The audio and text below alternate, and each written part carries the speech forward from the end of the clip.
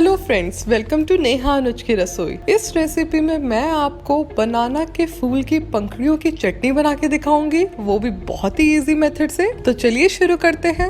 बनाना petal की चटनी बनाने के लिए हमने ये एक बनाना फ्लावर लिया है, जिसके पेटल्स को ऐसे निकालेंगे और फ्लोरेट्स को हटा देंगे। इसका यूज हम पकौड़े के लिए करते हैं। ऐसे ही हम सारे पेटल्स को निकालेंगे और फ्लोरेट्स को हटाते जाएंगे। ये बनाना हर्ट है, इसका इस्तेमाल भी हम सब्जी बनाने के लिए करते हैं। ये जो पेटल्स हैं, इनको अब हम छोटा छोटा काट लेंगे।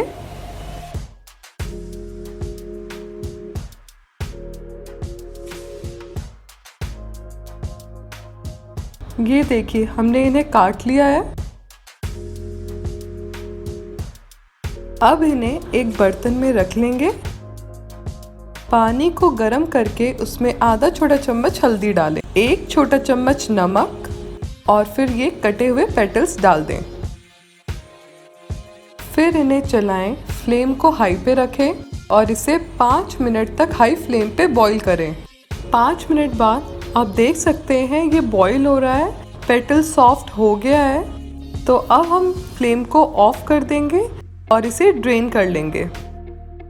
गरम पैन में 3 बड़ा चम्मच तेल डालें, 3 सूखी लाल मिर्च, 2 बड़ा चम्मच उड़द दाल, 2 बड़ा चम्मच चने की दाल। इसे लो फ्लेम पे रोस्ट करें। इसे लो फ्लेम पे तब तक रोस्ट करें जब तक कि ये गोल्डन ब्राउन ना हो जाए।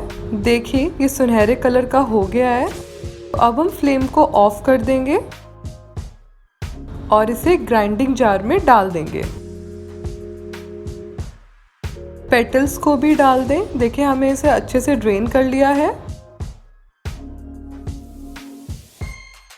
1 कप नारियल का बुरादा डाल दें,